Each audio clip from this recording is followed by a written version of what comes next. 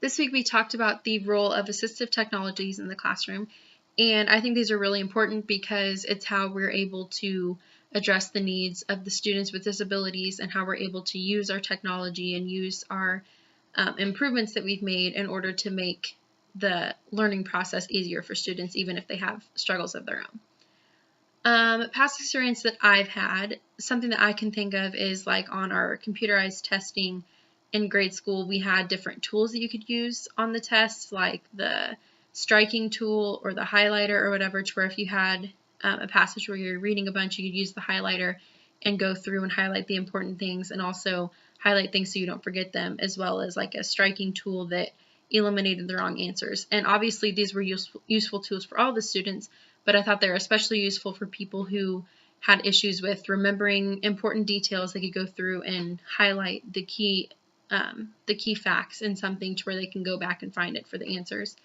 And then also to be able to use the process of elimination to strike out the wrong ones so they know which are left and which are the right ones to choose. Another thing, when I was in kindergarten, we had a classmate who he couldn't hold his pencil correctly. He always wanted to hold it like in a fist. And so obviously his handwriting suffered a lot and they needed to correct that. So I remember my teacher made like this little device. It was the coolest thing. She like took like a little stick and tied it with like rubber bands and like a hair tie and stuff. And she put it together to where it basically created this little thing of how he could hold his pencil. And like he had to put his finger through one part and hold the pencil through the other part, and I don't know, it's hard to explain, but it was really interesting, and I thought it was cool that she was able to make that and able to use that to help him with his handwriting and everything.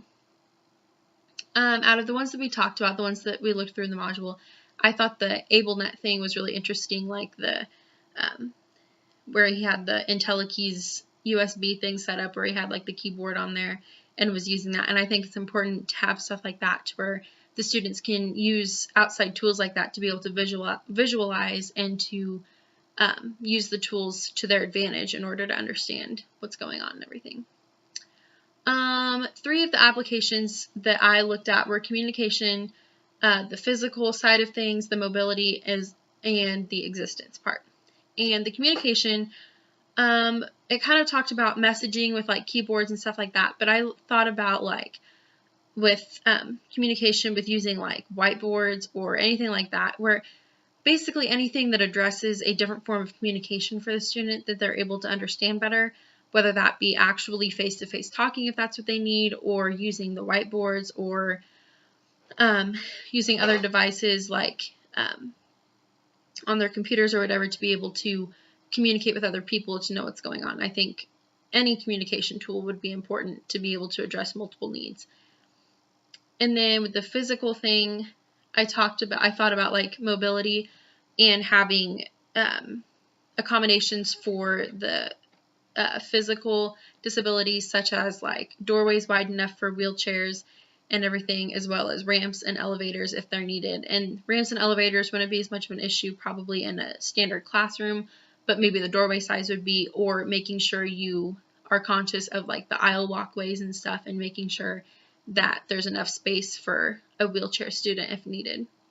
And then existence would be, I thought about like inhalers or any kind of like breathing treatment that a student has to do. Obviously that's not something that really has to do with learning per se, but it would have to do more with safety in the classroom. And especially if it was like a physical education classroom, that would be important that they have an inhaler or that they have breathing treatments if they need to. And then the additional assistive technology thing that I looked up was called Audible, and it's run through Amazon. But basically what it is you sign up for a membership or whatever, and you have to pay for it, but you get audiobooks. And I think audiobooks are something that's really important to for students who don't read as well or who don't grasp concepts as well by reading, but if they hear it, they get it better. And I think that's something that audiobooks is really good for. We had those in grade school, and we'd sit there and listen to a book as well as read it, to where we could have both sides of it and be able to understand it in multiple ways to really understand what's going on. But yeah, that's all the assistive technology stuff that I went over.